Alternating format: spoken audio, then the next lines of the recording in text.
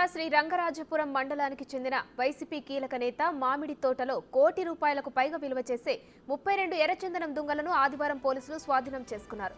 అయితే ఆ రోజు రాత్రి వరకు ఈ విషయాన్ని గోప్యంగా ఉంచడం చర్చనీయాంశమైంది.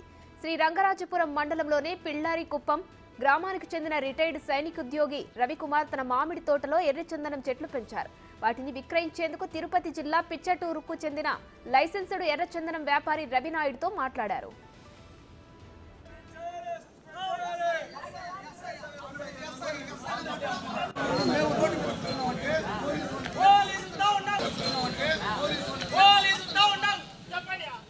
చెట్లు నరికించి దుంగలుగా చేసి వాటికి నంబర్లు వేసి అక్కడే ఓ గదిలో భద్రపరిచారు.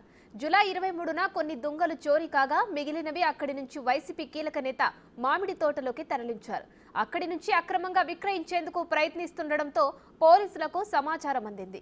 దుంగలను స్వాధీనం చేసుకుని ఓ కూలీని అదుపులోకి తీసుకున్నారు.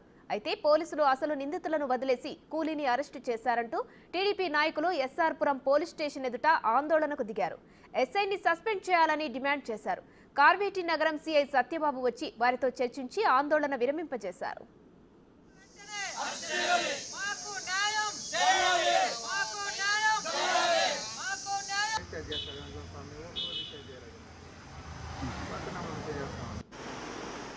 ఈ విషయం తీవ్ర వివాదం కావడంతో ఇవాళ పోలీసులు ప్రెస్ మీట్ ఏర్పాటు చేశారు. పోలీసుల ప్రెస్ మీట్ జరుగుతున్న సమయంలో అటుగా వెళుతున్న ఎమ్మెల్యే థామస్ పోలీసు అధికారులను చూసి క్లాస్ పీకారు. ఇంకా వైసీపీ ప్రభుత్వం ఉందనుకుంటున్నారా అంటూ ఆగ్రహం వ్యక్తం చేశారు. ఎర్రచందనం నిందితుడికి 41A నోటీస్ మాత్రమే ఎలా ఇచ్చి ఊరుకుంటారంటూ ఆయన సీరియస్ అయ్యారు.